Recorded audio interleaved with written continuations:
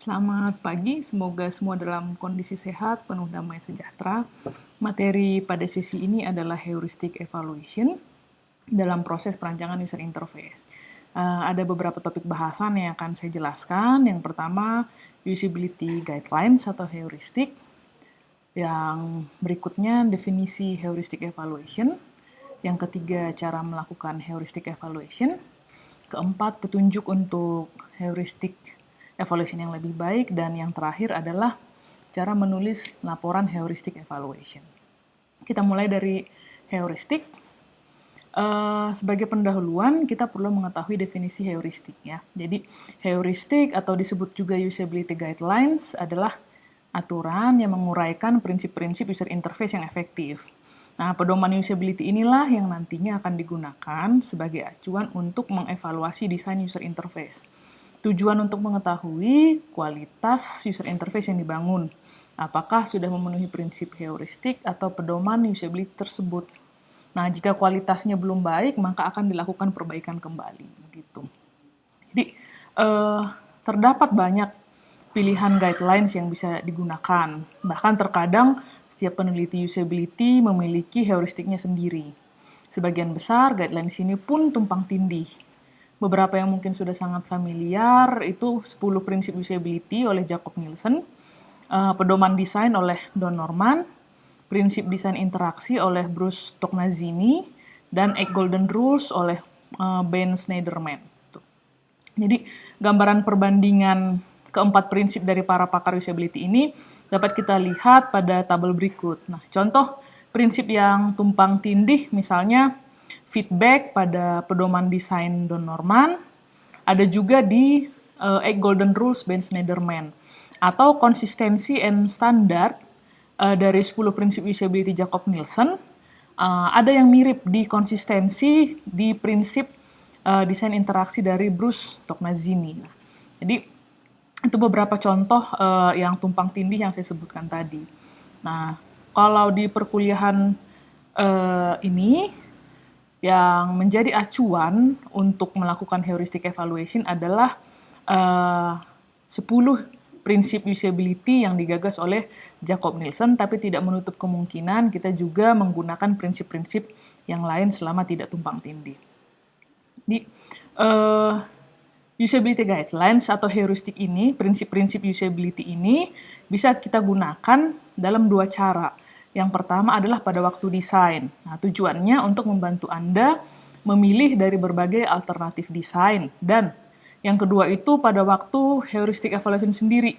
Nah, jadi tujuannya berbeda karena ini untuk menemukan atau membenarkan masalah yang terjadi di user interface yang dirancang. Baik, selanjutnya kita membahas definisi heuristic evaluation. Di heuristic evaluation adalah proses pemeriksaan usability yang awalnya ditemukan oleh Jacob Nielsen. Pemeriksaan atau inspeksi pada heuristic evaluation dilakukan oleh pakar usability atau disebut usability expert. Nah, ini adalah seseorang yang mengetahui dan memahami heuristik dan telah memikirkan serta menggunakan banyak interface. Sebenarnya heuristic evaluation ini adalah aktivitas menemukan usability, masalah-masalah usability melalui konsep inspeksi. Nah, langkah-langkah sederhana dari heuristic evaluation ini bisa disimpulkan menjadi 3 langkah. Yang pertama, evaluator memeriksa user interface secara menyeluruh. Yang kedua, menilai user interface berdasarkan heuristik atau usability guidelines. Dan yang ketiga, membuat daftar masalah heuristik yang ditemukan, yaitu masing-masing elemen interface yang menyimpang dari usability heuristik.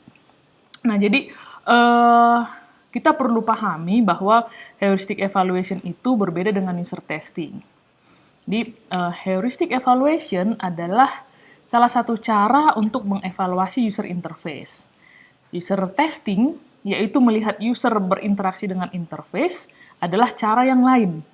Nah, interface memiliki masalah usability hanya jika user yang nyata memiliki masalah yang nyata dengannya. Dan satu-satunya cara untuk mengetahuinya adalah dengan melihat user berinteraksi dengan interface. Nah, bisa dinyatakan bahwa user testing itu adalah pengujian yang dilakukan oleh user terhadap aplikasi dengan cara berinteraksi langsung menggunakan aplikasi.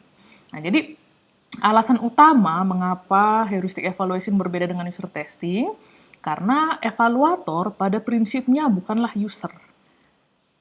Evaluator mungkin lebih mendekati user biasa, tapi tetap mereka bukan user Anda. Dan memang pada heuristic evaluation, evaluatornya itu akan sangat baik kalau mau mencoba berpikir seperti user biasa. Nah, seorang evaluator ini tahu lebih banyak tentang user interface dan usability, sehingga memang tidak tepat kalau disamakan dengan user. Nah, ini user testing sendiri bertujuan menemukan masalah usability dengan pengamatan terhadap interaksi antara user dengan interface. Nah, sedangkan heuristic evaluation bertujuan menemukan masalah usability dengan pemeriksaan interface oleh ahli yang memiliki pengalaman pada usability dan user interface. Jadi, bisa disimpulkan heuristic evaluation tidak sama dengan user testing. Nah, pada heuristic evaluation mungkin ditemukan masalah-masalah yang terlewat atau dilewatkan saat user testing. Nah, contohnya, evaluator heuristik dapat dengan mudah mendeteksi masalah seperti font style yang tidak konsisten. Ada font sans serif di satu bagian interface, tapi di bagian interface yang lain menggunakan font serif. Yang lain contohnya adalah ada instruksi, pesan-pesan atau menu yang tidak konsisten di setiap halaman aplikasi, dan ini sedikit memperlambat user. Nah, ini dapat terungkap melalui user testing. Jadi, usernya langsung yang menguji coba si aplikasi. Jadi, lalu bagaimana sebenarnya kita melakukan heuristic evaluation? Ya, jadi heuristic evaluation itu harus dilihat dari perspektif evaluator, bukan user yang menggunakan aplikasi. Nah, beberapa hal yang perlu diperhatikan dalam melakukan heuristic evaluation ini adalah, satu, evaluasi harus dilakukan berdasarkan pada usability guidelines yang diketahui. Maksudnya bahwa Anda harus menyatakan setiap masalah yang didata dengan mengacu pada sebuah heuristik dan menjelaskan bagaimana heuristik itu dilanggar. Jadi praktik ini membantu Anda fokus pada usability dan bukan pada properti lain dari sistem.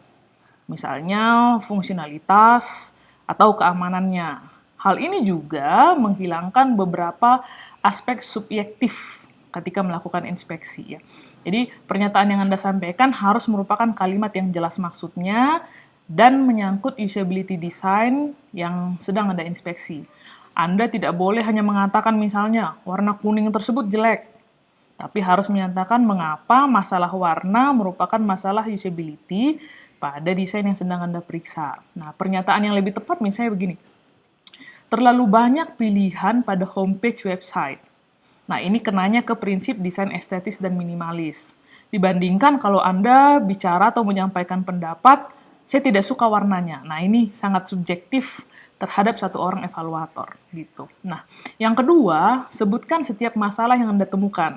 Jika sebuah button memiliki beberapa masalah, misalnya penempatan yang tidak konsisten, kombinasi warna yang buruk, information send yang buruk, maka masing-masing masalah itu harus dinyatakan secara terpisah. Tidak bisa digabungkan dalam satu kalimat penjelasan. Yang ketiga, interface itu kita periksa sebanyak 2 kali, setidaknya 2 kali. Nah, pertama, Anda akan mendapatkan gambaran umum dan feel terhadap sistem. Yang kedua kalinya, Anda harus fokus dengan hati-hati pada masing-masing elemen interface, satu persatu. Nah, yang keempat, jangan membatasi diri Anda hanya pada 10 usability heuristik dari Jacob Nielsen. Terdapat banyak prinsip-prinsip usability yang berfungsi sama baiknya. Misalnya affordance, visibility, pedoman warna, aturan desain grafis, dan lain sebagainya. Dan ini dapat Anda tambahkan sesuai dengan kebutuhan Anda. Tuh, ini saya kasih contoh screenshot sebuah halaman website. Dapatkah Anda menemukan masalah usability pada halaman website ini?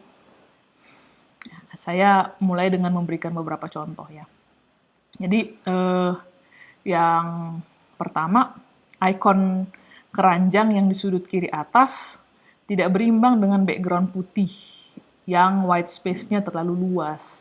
Hal ini berkaitan dengan konsep penggunaan graphic design dalam interface. Nah, yang kedua, ada hal baik yang ditunjukkan di halaman ini. Kalau kita lihat di atas itu, welcome Ben Bitdiddle. Nah, user disambut dengan panggilan nama. Hal ini berkaitan dengan konsep feedback. Nah, ada lagi, warna merah digunakan untuk pesan bantuan dan pesan kesalahan. Hal ini tidak konsisten karena user biasanya sudah sangat familiar bahwa warna merah itu identik dengan pesan kesalahan.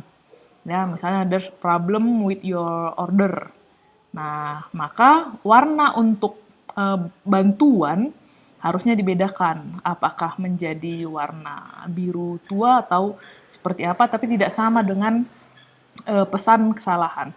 Begitu. Ini konsepnya terkait dengan konsistensi, juga match between system and the real world. Jadi masih terdapat beberapa prinsip usability yang dilanggar di halaman website ini. Nanti Anda dapat melatih kemampuan dengan identifikasi setiap pelanggaran dan menentukan prinsip usability mana yang dilanggar. Ya. Nah, jadi agar heuristic evaluation dilakukan dengan lebih baik, terdapat beberapa petunjuk yang perlu kita perhatikan. Ya. Yang pertama itu, kita bisa menggunakan lebih dari satu evaluator.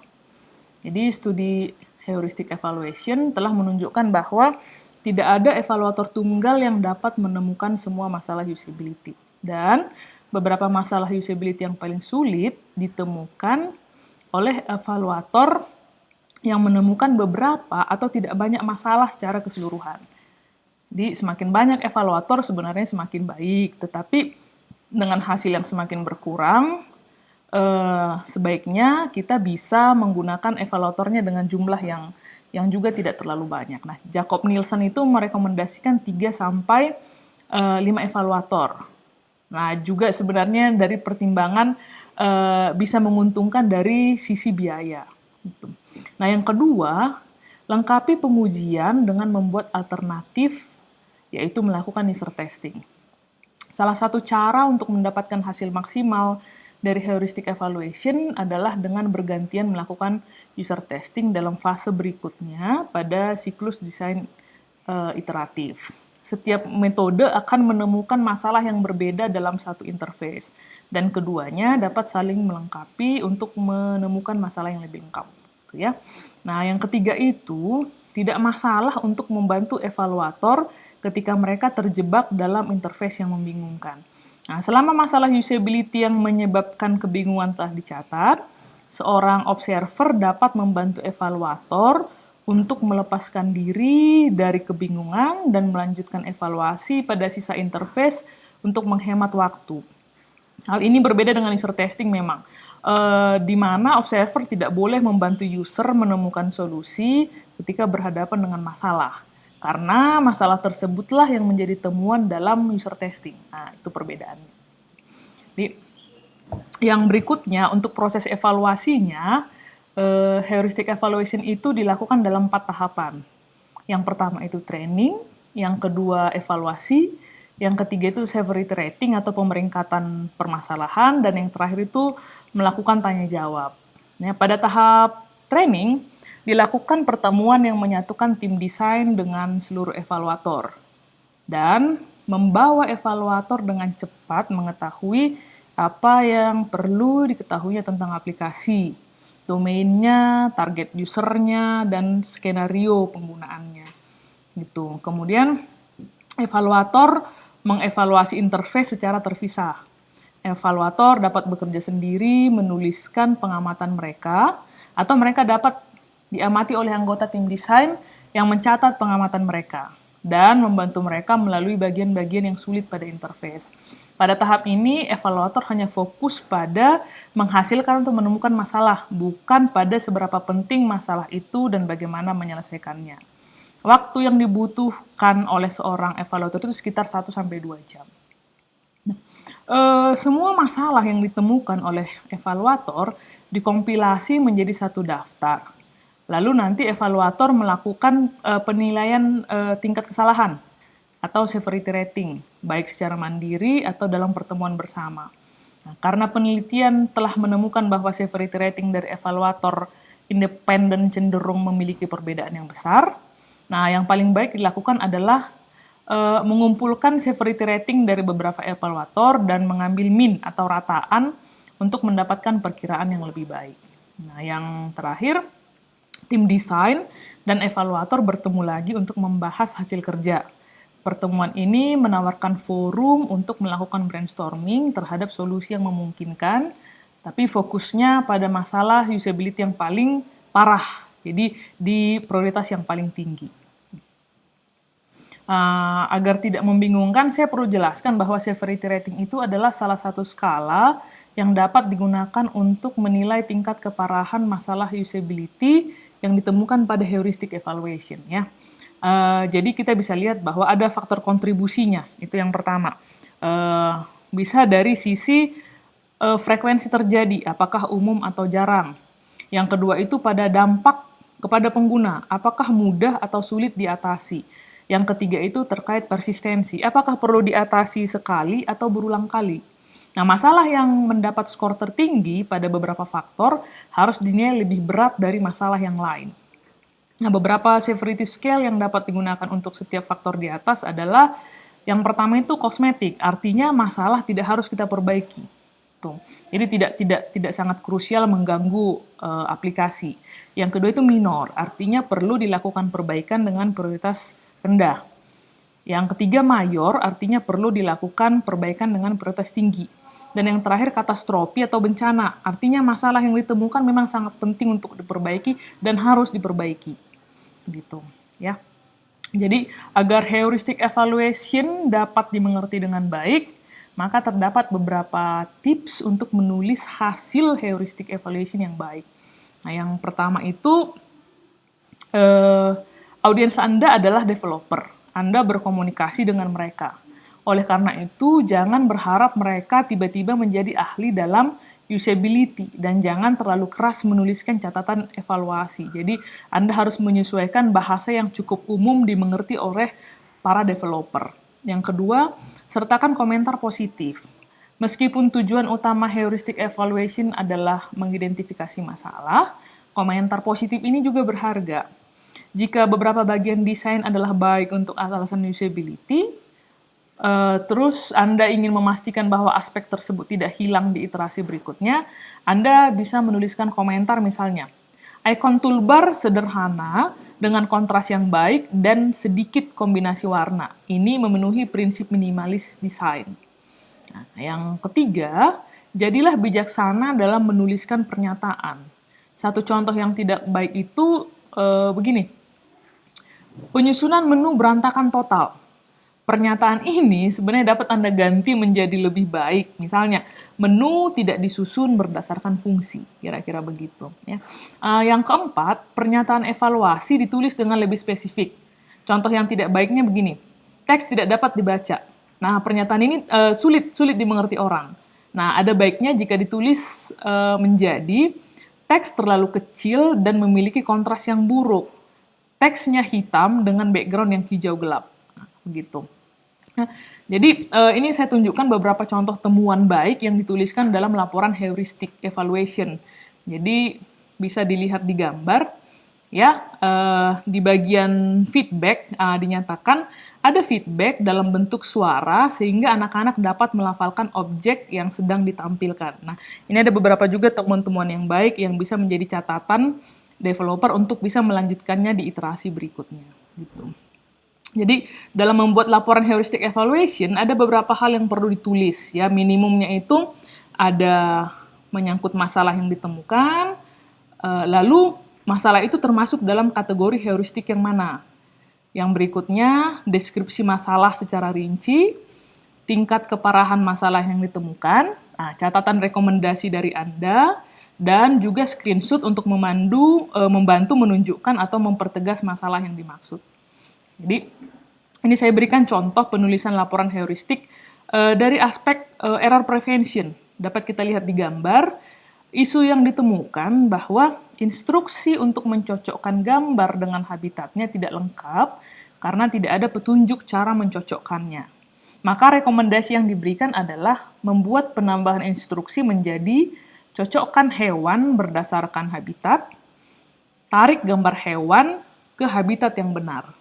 Nah, masalah ini sendiri masuk ke dalam kategori severity 4, yaitu masalah yang wajib diperbaiki sebelum aplikasi digunakan. Jadi jelas semuanya dalam laporan heuristiknya, orang juga bisa paham apa yang harus diperbaiki. Gitu kira-kira. Jadi demikian materi tentang heuristic evaluation untuk hari ini. Semoga bermanfaat dan dapat diterapkan pada proyek-proyek perancangan user interface yang sedang Anda kerjakan. Tuh. Ya, jadi terima kasih. Selamat melanjutkan hari. Semoga selalu menyenangkan.